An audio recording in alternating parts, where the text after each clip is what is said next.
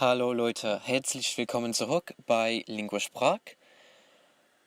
Hello everyone, welcome back to Lingua Sprach. This is the third video in my four-part series on German cases, and today we're going to be talking about the genitive case. Okay, let's get started. So, what do we use the genitive case for? We use the genitive case for possession. If we want to show that someone possesses something or else, we use the genitive case. So let's have a look at an example of this in English. I gave the woman the man's car. How do we show possession in English? Well, one of the ways we do it is with this thing here right here, the apostrophe S. Let's have a look at that. And that apostrophe S in English is basically just the genitive case. That is the genitive in English. That apostrophe S shows that the car belongs to the man. Okay, fantastic. So as I said, we use the genitive when we want to show possession of something, as in this sentence here, right here in English. Now let's pass this sentence. Let's have a look at what everything is. I is the subject. The car is the direct object, that is being verbed.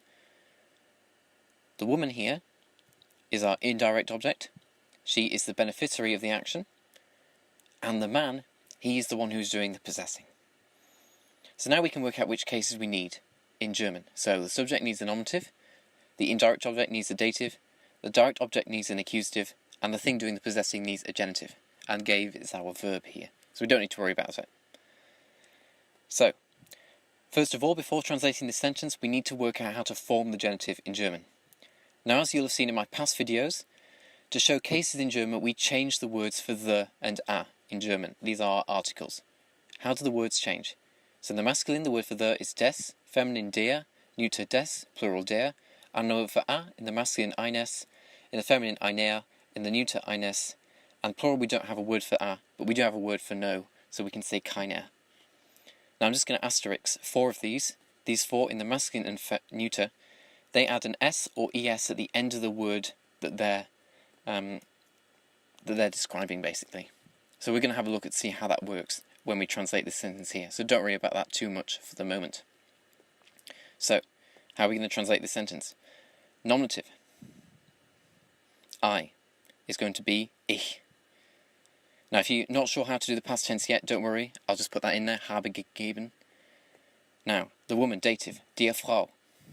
Das Auto, accusative, and now we need our genitive. Man is masculine, so we need des, man. Now remember what I said about adding that s or es on the end of the word. It's going to become des mannes. Why? Okay.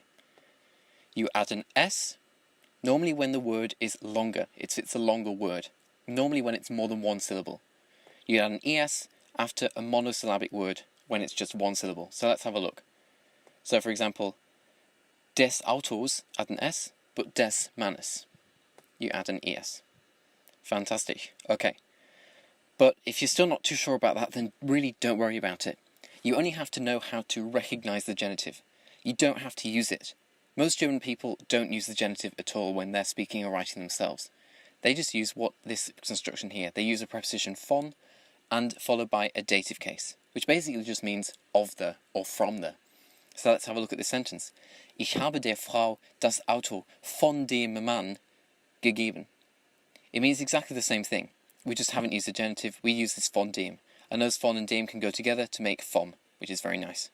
Okay, so I hope you've grasped that. If you have done, that's ausgezeichnet, very well done. If you're still not sure, replay through the video, check again. Thanks very much for watching Lingua Sprach. Don't forget to like, subscribe. If you have any questions, comment. Vielen Dank.